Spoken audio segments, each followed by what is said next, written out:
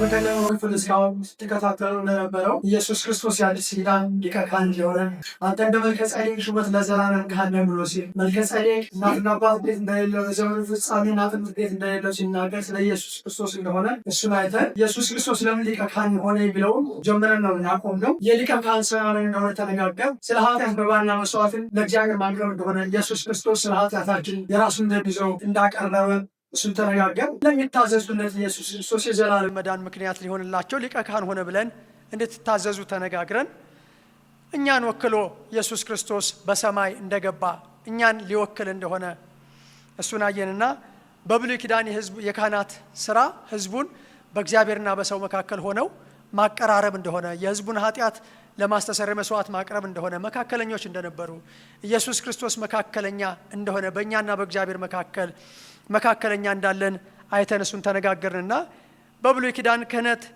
ህግ ፍጹም እንዲሆን የብሉይ ኪዳን ክህነት ህግ ፍጹም እንዳይደለ የአዲስ ኪዳኑ ካህን ሊቀ ካህን ኢየሱስ ክርስቶስ እንዴት ፍጹም እንዳደረገው እሱን አይተን የኢየሱስ ክርስቶስ ሊቀ ክህነት ዋና ነገር እንደሆነ በሰማያት በግርማው ቀኝ ዙፋን እንዲቀመጥ የእውነተኛይቱ ድንኳን አገልጋይ እንዲሆን ነው ኢየሱስ ክርስቶስ ሊቀ ካህን የሆነው። በጣም የሚገርም ክፍል አለ ዕብራውያን 8 ቁጥር 1 ላይ ከተናገርነውም ዋና ነገሩ ይህ ነው፣ በሰማያት በግርማው ዙፋን ቀኝ የተቀመጠ እንዲህ ያለ ሊቀ ካህናት አለን ይላል። ወዳጆቼ ምን አላችሁ? ልጠይቃችሁ። እህቴ ምን አለሽ? ወንድሜ ምን አለ? እኔ ምን አለኝ? በጣም ብዙ ሰው በመግቢያ ላይ እንዳልኩት ንብረት አለኝ ይላል። ንብረት ያለው ሰው የሆነ ነገር እንኳን ቢሆን ሸጦ ብዙ ነገር ያለበታል እና ፕሮፐርቲ ኢንሹራንስ ይገባል። ህይወት ንብረት አለዋ፣ የንብረቱ ዋስትና ይገባል። ወዳጆቼ ምንድነው ያለን? ይሄ አለን የሚለው ትምክህትን ነው የሚያሳየው። ዛሬ አንድ ነገር ማወቅ ያለብን ክርስቲያኖች ቅዱሳን ከተናገርነውም ዋና ነገሩ ይህ ነው፣ ኢየሱስ ክርስቶስ ሊቀ ክህነት ዋና ነገር ነው፣ እምብርት ነው፣ ማዕከል ነው እና ከተናገርነውም ዋና ነገሩ ይህ ነው ይልና በሰማያት በግርማው ዙፋን ቀኝ የተቀመጠ እንዲህ ያለ ሊቀ ካህናት አለን። የምስራች! እንዲህ ያለ ሊቀ ካህን አለሽ። የሚምር የታመነ ሊቀ ካህን አለን። እሱን እናየዋለን የሰው ድርሻ ጋር ስንመጣ። ሰው ምንድነው ማድረግ ያለበት ታዲያ? ኢየሱስ ክርስቶስ ለምን ሊቀ ካህን እንደሆነ ካየን ሰው ምንድነው ማድረግ ያለበት? እዛ ጋር እናያለን። ግን ኢየሱስ ክርስቶስ ሊቀ ካህን የሆነው ወዳጆቼ እንዲህ ያለ ሊቀ ካህን እንዲኖረን ነውና እንዲህ ያለ ሊቀ ካህናት አለን። እርሱም ይልና የመቅደስና የእውነተኛይቱ ድንኳን አገልጋይ ነው።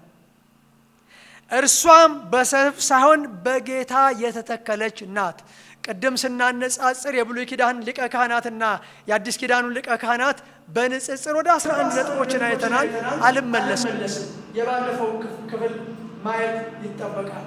ኢየሱስ ክርስቶስ ለምን ሊቀ ካህን ሆነ የሚለውን እያየን፣ ሌላኛው ኢየሱስ ክርስቶስ ሊቀ ካህን የሆነው የብሉይ ኪዳን ካህናት የሥጋ ሥርዓት ብቻ ስለነበረ የሚያመልከውን በህሊና ፍጹም ሊያደርገው ስለማይችል ኢየሱስ ሊቀ ካህን የሆነው የታመነና ሊቀ ካህን ብቻ ሳይሆን የብሉይ ኪዳን ክህነት ሥርዓት የሥጋ ሥርዓት ብቻ ነው።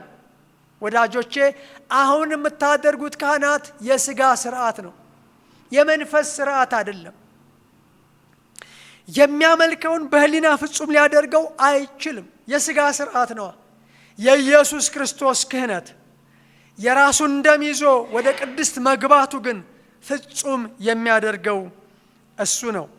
ዕብራውያን 9 ከ1-28 ነገር ግን ክርስቶስ ይመጣ ዘንድ ላለው መልካም ነገር ሊቀ ካህናት ሆኖ በምትበልጠውና በምትሻለው በእጆችም ባልተሰራች፣ ልብ በሉ የአዲስ ኪዳን ካህን ሊቀ የኢየሱስ ክህነት በምትበልጠውና በምትሻለው በእጆችም ባልተሰራች ማለት ለዚህ ፍጥረት ባልሆነች ድንኳን የዘላለምን ቤዛነት አግኝቶ አንድ ጊዜ ፈጽሞ ወደ ቅድስት ገባ። ድግግሞሽ አላስፈለገው።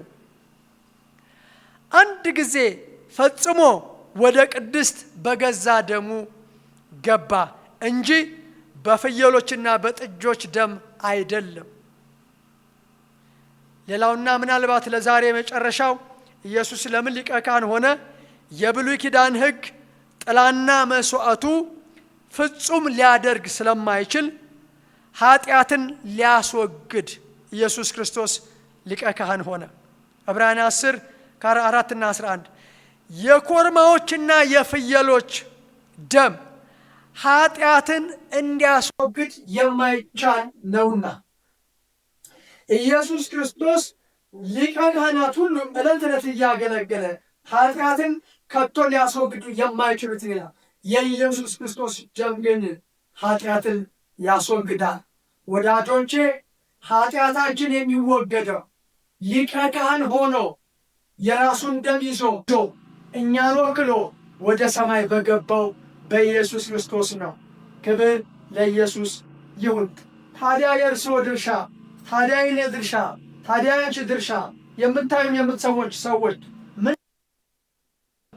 የመጀመሪያው የሃይማኖታችን ሐዋርያና ሊቀ ካህን ኢየሱስን መመልከት። እህቴ ኢየሱስን ተመልከች፣ ወንድሜን ኢየሱስን ተመልከት። የሃይማኖታችንን ሐዋርያና ሊቀ ካህን፣ ሌላ ሊቀ ካህንና ሌላ ሐዋርያ የለም። የሃይማኖታችን ኢየሱስ ነው። ኢየሱስን መመልከት ነው። ዕብራውያን 3:1 ጀምሮ እንዲህ ይላል፣ ከሰማያዊ ጥሪ ተካፋዮች የሆናችሁ። ሃሌሉያ! እንዴት ድንቅ ነገር ነው! ከሰማያዊ ጥሪ ተካፋዮች የሆናችሁ። የሃይማኖት ነገሩ ከሰማያዊ ጥሪ ተካፋይ መሆን ነው።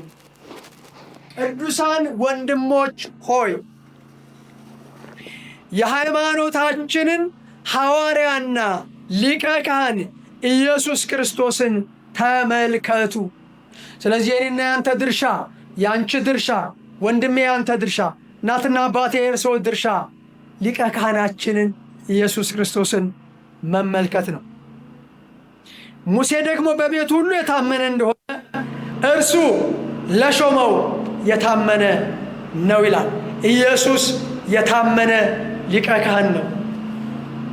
ሌላው በድካማችን በድካምሽ ሊራራልን የሚችል ሊቀ ካህናት እንደሆነ ማወቅ።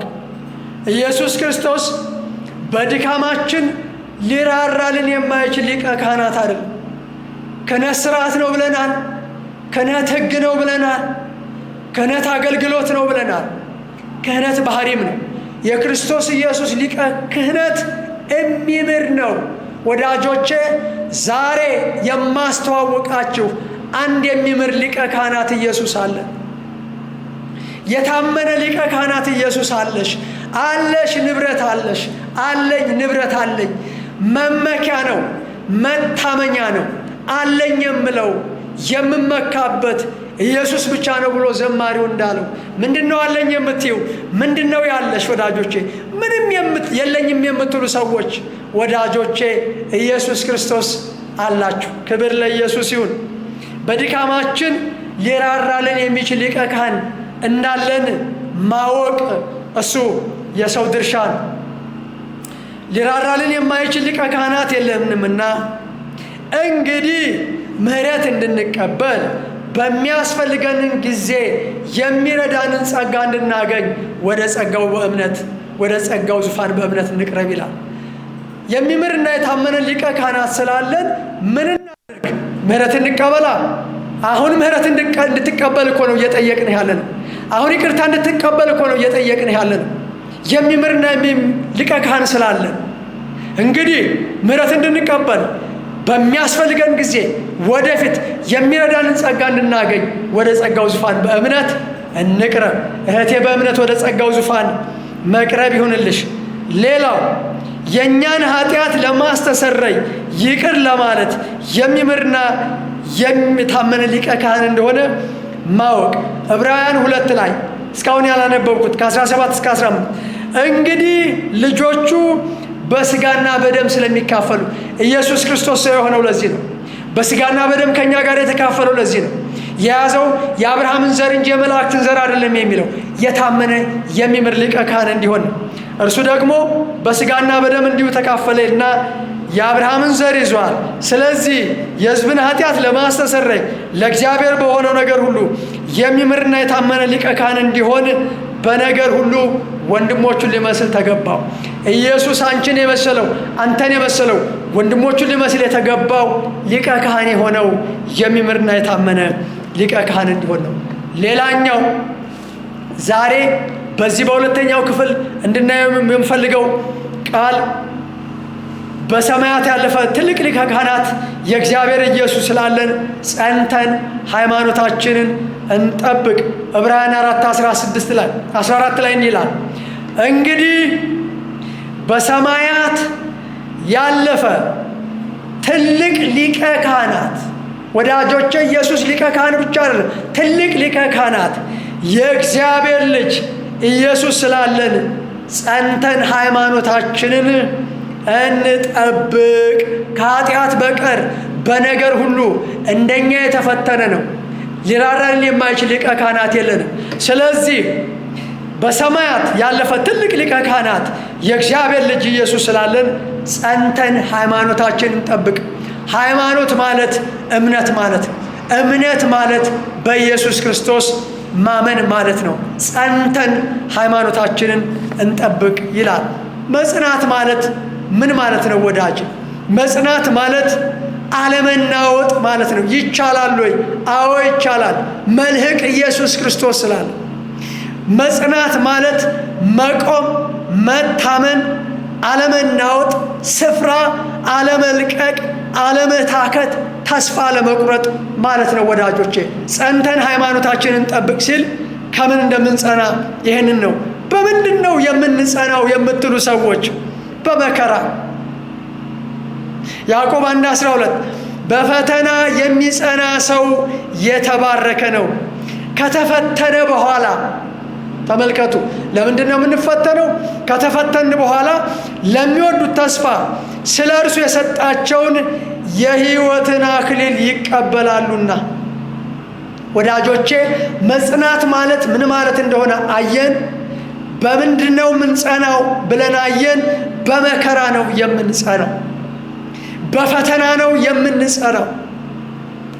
በሁሉ ስለ ስሜ የተጠላችሁ ትሆናላችሁ።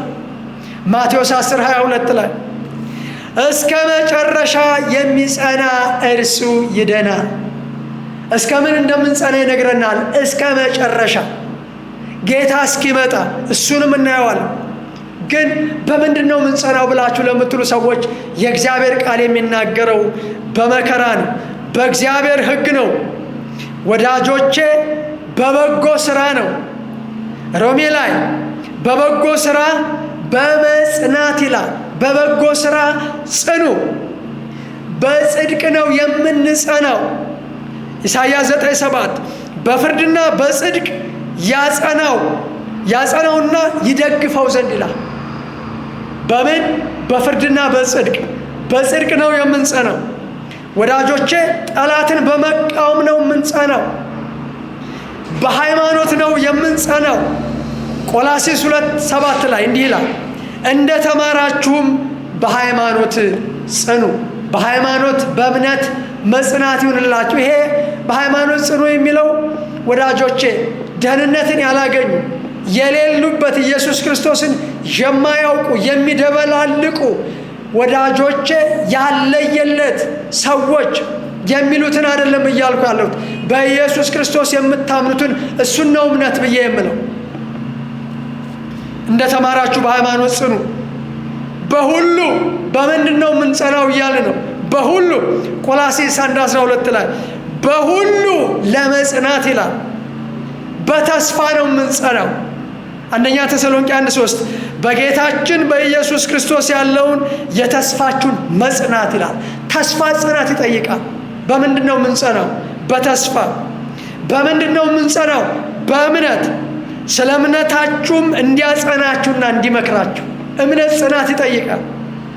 እንዲመክራችሁ ጢሞቴዎስን ላክነው። ሌላ የምንጸናው በትዕግስት ነው። ያዕቆብ 5:11 እነሆ በትዕግስት የጸኑትን ብፁዓን እንላቸዋለን ይላል። እስከምን ድረስ ነው የምንጸናው? ኦኬ እሺ፣ በእምነት ጽኑ ተብለናል። እስከምን ድረስ ነው የምንጸናው? እስከ መጨረሻ ይድናል ነው ያለው። ለተወሰነ ጊዜ አይደለም፣ እስከ መጨረሻ ጌታ እስኪመጣ። ያዕቆብ 5:11 ላይ ሌላ ለምንድን ነው የምንጸናው? የመጽናት ትርፉ ምንድን ነው? ብንጸና የምናገኘው ምንድን ነው? ቁጥር 1 የሚጸና ሰው ብፁዕ ነው፣ የተመሰገነ ነው፣ የተባረከ ነው፣ ብፁዕ ነው። ያዕቆብ 5:11 እነሆ በትዕግስት የጸኑትን ብፁዓን እንላቸዋለን። ብፁዕ ሌላ አይደለም ወዳጆቼ፣ ብፁዕ ሹመት አይደለም፣ ብፁዕ ምስጋና ነው። በምንድን ነው? ለምንድን ነው የምንጸናው? ለብፅዕና። ለምንድን ነው የምንጸናው? ለመባረክ።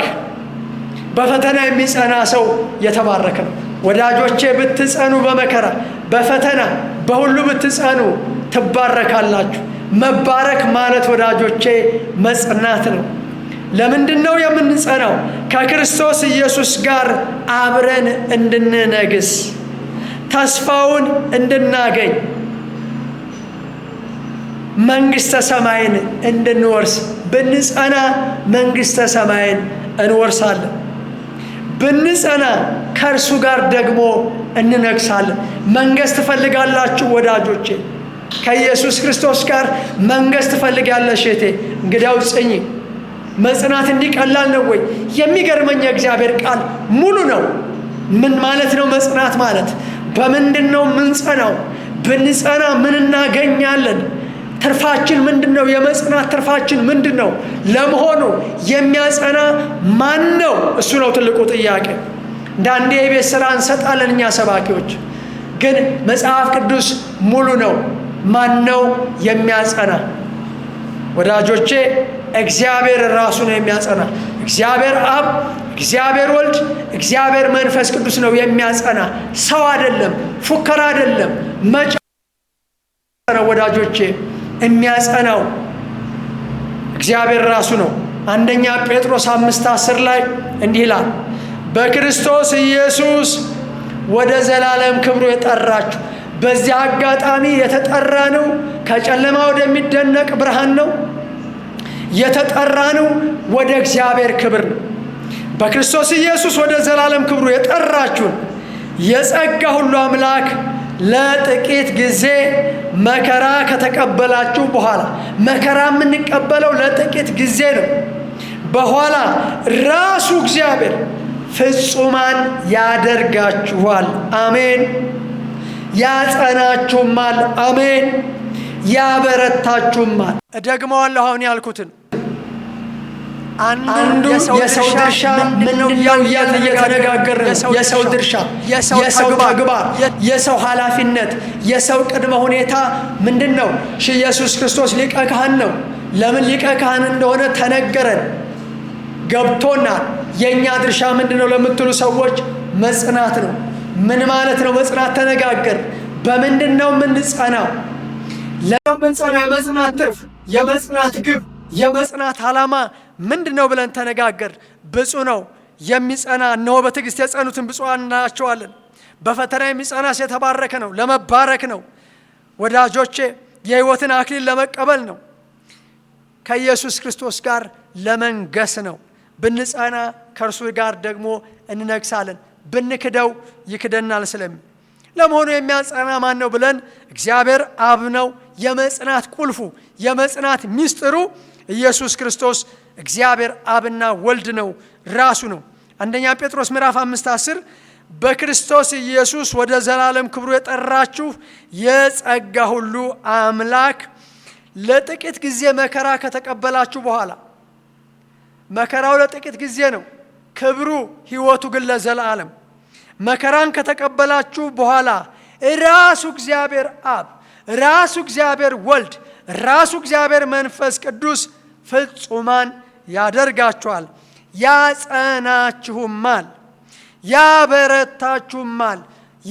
የብርታት ሚስጥሩ፣ የጽናት ሚስጥሩ፣ የፍጹምነት ሚስጥሩ ራሱ እግዚአብሔር ነው። ማነው የሚያጸና?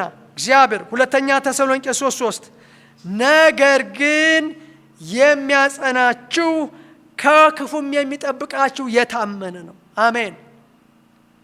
ሁለተኛ ተሰሎንቄ 2:7 ራሱ ጌታችን ኢየሱስ ክርስቶስና የወደደን በጸጋም የዘላለምን መጽናት የሰጠን በጎንም ተስፋን የሰጠን እግዚአብሔር አባታችን ልባችሁን ያጽናኑት። ምናችን ነው የሚጸናው? ልባችን ነው የሚጸናው። ልብን የሚያጸና ማን ነው? ራሱ ጌታችን ኢየሱስ ክርስቶስና የወደደን በጸጋም የዘላለምን ሕይወት የሰጠን በጎንም ተስፋ የሰጠን እግዚአብሔር አባታችን ልባችሁን ያጽኑት። በበጎ ሥራና በቃል ሁሉ ያጽኗችሁ ይላል። ስለ ሥላሴ፣ ስለ አብ፣ ስለ ወልድ መንፈስ ቅዱስ ሦስትነትና አንድነት የሚናገር ነው። በቃላችሁ ሁሉ በቃል ሁሉ ያጽኗችሁ ይላል። የሚያጸና ሥላሴ ነው።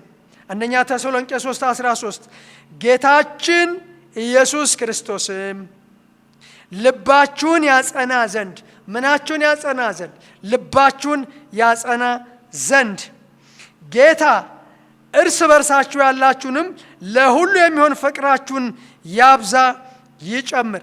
መዝሙር 40:2 እግሮቼን በድንጋይ ላይ አቆማቸው አረማመዴንም አጸና ይላል። ቅዱሳን አረማመዳችሁ ይጽና፣ መንገዳችሁ ይጽና፣ ልባችሁ ይጽና። በመከራ ጽኑ፣ በፈተና ጽኑ። ከወገብህ የሚወጣውን ዘርህን እሰጣለሁ፣ መንግሥቱንም አጸናለሁ አለ እግዚአብሔር። ወዳጆቼ አሁንም ያጸናችሁ በአባቴም በዳዊት ዙፋን ላይ ያስቀመጠኝ እግዚአብሔር ይላል። መንግሥትን የሚያጸና እግዚአብሔር ነው። ስለዚህ የሰው ድርሻ ምንድን ነው? የአዲስ ኪዳን ሊቀ ካህን ኢየሱስ ስላለን ጸንተን ሃይማኖታችንን እንጠብቅ። በመከራ የጸናውን ኢየሱስ ክርስቶስን መመልከት። ዕብራውያን 12:3 በነፍሳችሁ ዝላችሁ እንዳትደክሙ። ነፍስ ትዝላለች። ነፍስ መታነቅና ሞትን ትመርጣለች። ስለዚህ እንዲህ ይላል፣ በነፍሳችሁ ዝላችሁ እንዳትደክሙ ከኃጢአተኞች በደረሰበት እንዲህ ባለ መቃወም የጸናውን አስቡ። ዛሬ የሰው ድርሻ ምንድን ነው? ምን ላርግ ካልከኝ የሚያጸና እግዚአብሔር እንደሆነ ተናግሬያለሁ። መጽሐፍ ቅዱስ ይናገራል የሚያጸና እግዚአብሔር እንደሆነ። ያንተ ድርሻ ምንድን ነው? በነፍስ ዝለህ እንዳትደክም ወንድሜ፣ እንዳትደክም እህቴ። ከኃጢአተኞች በደረሰበት እንዲህ ባለ መቃወም የጸናውን ኢየሱስን ማሰብ ነው። ማሰብ ይሁንልን። ሌላኛው ለትምህርታችን የተጻፈውን የእግዚአብሔርን ቃል ማጥናት፣ የእግዚአብሔርን ቃል ማወቅ። ሮሜ 15:4 በመጽናትና መጽሐፍት በሚሰጡት መጽናናት፣ በመጽናትና መጽሐፍት በሚሰጡት መጽናናት ተስፋ ይሆንልን ዘንድ አስቀድሞ የተጻፈ ሁሉ ለትምህርታችን ተጽፏል። ለትምህርታችን የተጻፈው መጽሐፍ ቅዱስ በመጽናትና ለመጽናናት ነው። ሌላው በኢየሱስ ክርስቶስ ጸጋና እውቀት ማደግ፣ ጸጋውን መለመን ነው። ሁለተኛ ጴጥሮስ 3:17-18 በአመፀኞች ስህተት ተስባችሁ እንዳትወድቁ። በአመፀኞች ስህተት ተስባችሁ ከራሳችሁ ጽናት እንዳትወድቁ። ሰው ከራሱ ጽናት ይወድቃል ወዳጆቼ፣ እንዳትወድቁ። ከራሳችሁ ጽናት እንዳትወድቁ ተጠንቀቁ። ነገር ግን በጌታችንና በመድኃኒታችን በኢየሱስ ክርስቶስ ጸጋና እውቀት ደጉ። ጸጋውና የእግዚአብሔር ቃል እውቀት ያጸናል። የማይታየውን ማየት። ሌላው ዕብራውያን 11:27 የማይታየውን እንደሚያዩ አድርጎ ጸንቷልና። ክብር ለኢየሱስ ይሁን። የማይታየውን እንደሚያዩ አድርጎ ጸንቷልና። ለመጽናት አሁን የማይታይ አለ ወዳጆቼ፣ ግን የሚገለጥ ነገር አለ። እሱን ማየት ነው። አጽናኝ ብሎ መጸለይ፣ መጠየቅ፣ መለመን። ኤፌሶን 6:18 በጸሎትና በልመናም ሁሉ ዘወትር በመንፈስ ጸልዩ፣ በዚያ ሐሳብ ስለ ቅዱሳን ሁሉ እየለመናችሁ በመጽናት ሁሉ ትጉ። መጽናት ይሁንላችሁ። ሌላው ለመጽናት በእግዚአብሔር ላይ መታመን፣ መደገፍ። ሁለተኛ ዜና 16 ከ1-10 በእግዚአብሔር ስለታመንክ በእጅህ አሳልፎ ሰጣቸው።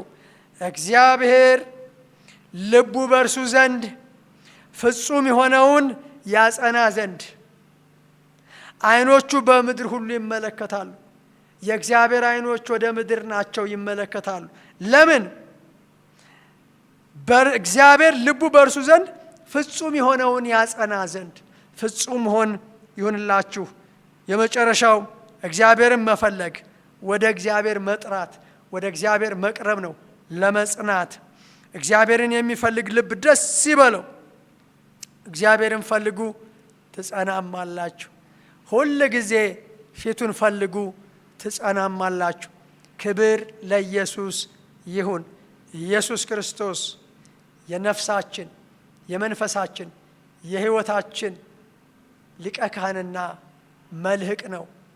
የእኛ ድርሻ ወዳጆቼ እንዲህ ያለ ሊቀ ካህን ስላለን ጸንተን እምነታችንን እንጠብቅ። መጽናት ይሁንልን። የሚያጸና እግዚአብሔር ነው። አጽናኝ ማለት የእኛ ድርሻ ነው። ተባረኩ። ቃሉን የሰማችሁ ሰዎች ከእኔ ጋር አንድ ጸሎት እንጸልያለን። እግዚአብሔር ሆይ ስለ ሰማኸኝ አመሰግንሃለሁ። ቃልህን በሚገባ ሰምቻለሁ። ሊቀ ካህኔ ነህ፣ ትምክህቴ ነህ። እግዚአብሔር ሆይ ይቅር በለኝ። ኃጢአቴን ሁሉ ቀራንዮ መስቀል ላይ በፈሰሰው ደምህ አጥበህ አንጻኝ። ሁሉ ለክብር ይሁን በኢየሱስ ስም።